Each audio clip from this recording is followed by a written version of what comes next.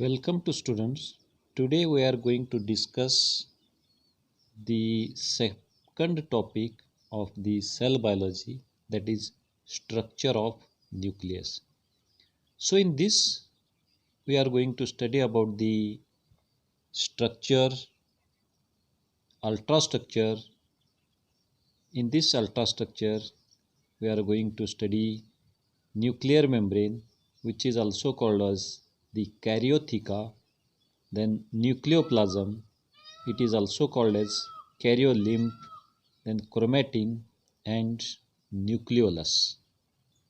So first we study about the introduction. The nucleus कशाला म्हणायचं? Nucleus is the membrane bound cell organelle. म्हणजे ही एक sale organelle आहे आणि बाहेरच्या बाजूला मेम्ब्रेन आहे.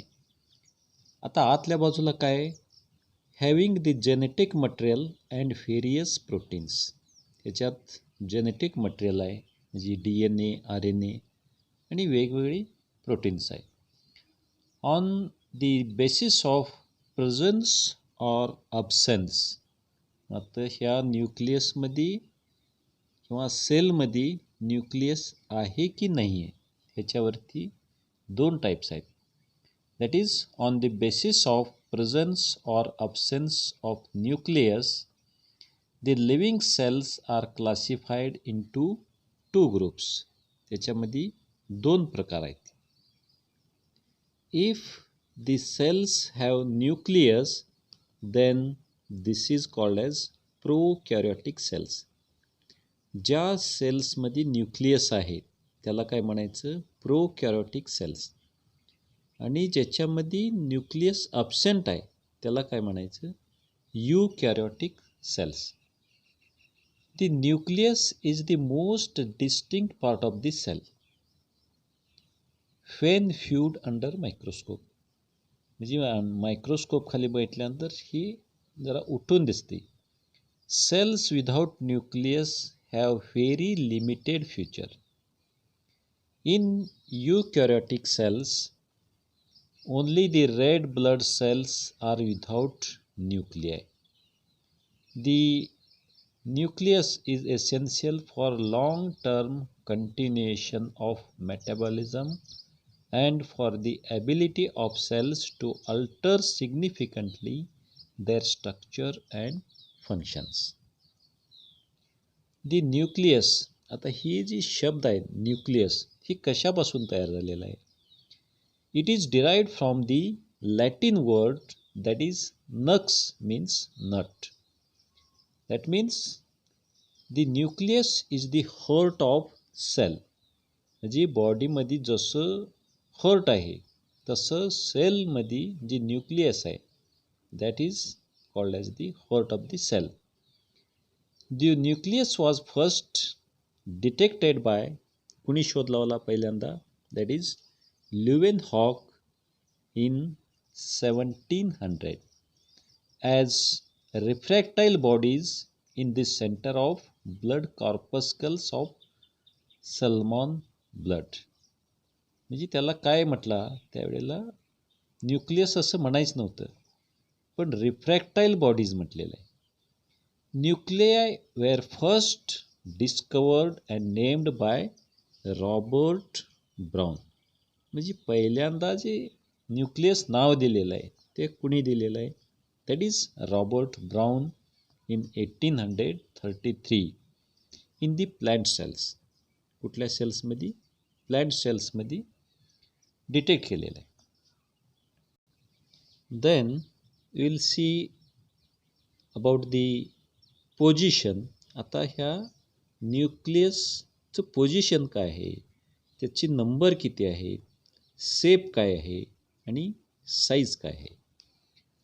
That is the nucleus generally occupies central position. Generally सेंटरमध्ये असते. But in some cases, for example the green alga that is acetabulum, the nucleus is shifted towards the base. म्हणजे सेंटरला न असता that is shifted to the base. The nucleus is held in its position by cytoplasmic strands in the plant cells. आता ह्या न्यूक्लियसला कोण धरून ठेवते? अशी दोरीसारखी काय आहेत? सायटोप्लाझ्मिक स्ट्रँड्स आहेत प्लांट सेल्समध्ये. The number of nuclei differs in different cells. म्हणजे प्रत्येक सेल्समध्ये वेगवेगळी पोझिशन्स आहेत आणि नंबरसुद्धा वेगळीच आहे. So the number of nuclei differs in different cells of different species. Usually cells contain only one nucleus. Generally एकच असते न्यूक्लियसला, that is in the cell. Therefore most of the eukaryotic cells are uninucleate. म्हणजे ज्या सेल्समध्ये फक्त एकच nucleus असते त्याला काय म्हणायचं? Uninucleate. Or it is also called as mononucleate, or it is also called monokaryotic. Mono means single and carrion means nucleus. But in some of these systems the cells with more than one nuclei are present. म्हणजे काही स्पेशीजमध्ये एकापेक्षा जास्त आहेत, काही ठिकाणी दोन आहेत.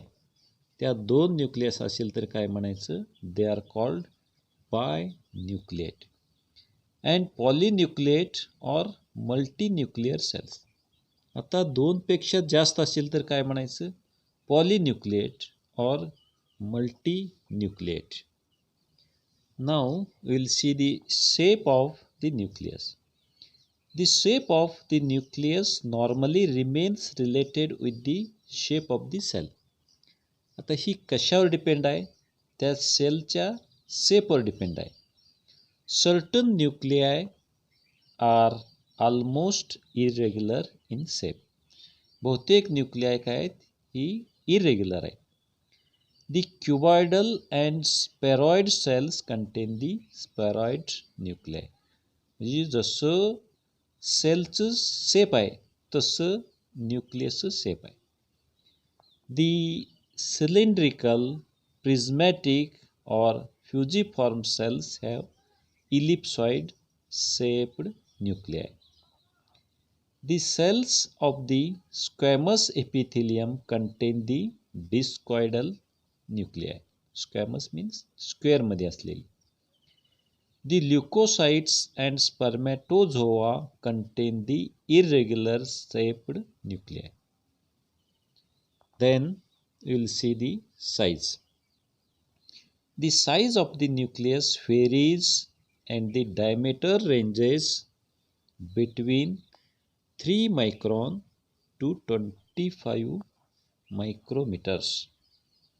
The size depends on the cell type and the set of chromosomes. म्हणजे त्याचं साईज कोण ठरवते? सेल टाईप आणि त्याच्यामध्ये किती सेट ऑफ क्रोमोझोम्स आहेत. इन 1895 बोवेरी, म्हणजे बोवेरी जी सायंटिस्ट आहे त्यानं काय सिद्ध केलेलं आहे?